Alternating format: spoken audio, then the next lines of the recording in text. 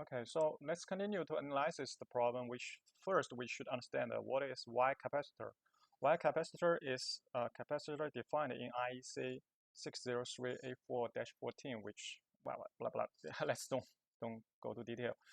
We should understand that every device here has an internal circuit.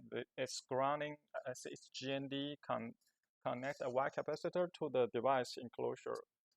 Let's say PE, okay, or let's say grounding. So the capacitor actually has the features like when the electricity, there's no electricity in the capacitor, the DC power can pass.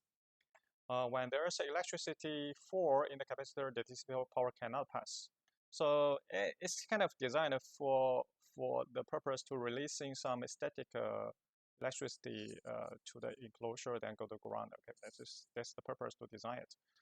But okay, in the real problems is in our customer side, we find the one thing is because we already mentioned that the topology here is like this. I mean, this devices connect to here, this devices connect here, and this two output is common ground, right? But this is negative devices. This is positive devices, right? So in the real side, it's like this. The PoE switch is connected here. You can see that the metal board connect to the PoE switch. And the NVR also mount on the metal board. So that means, obviously, customer really realize that you see that they have grounding cable connected here. These two devices is negative devices, but they never realize that these devices use the metal screw connect to the metal board and connect to this negative devices. So negative devices and positive device, their case or enclosure is connected by this metal board.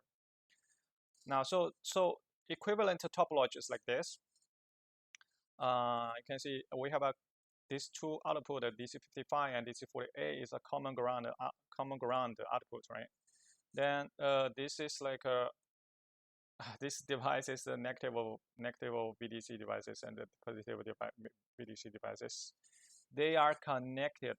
Their enclosure is connected.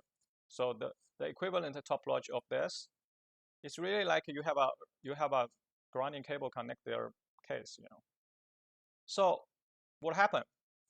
So in the beginning, so you see that the short circuit is like this. When the system is first power up, remember that Y capacitor at the beginning is not fully charged, so it can pass the electricity, right? And then when this pass, it has chance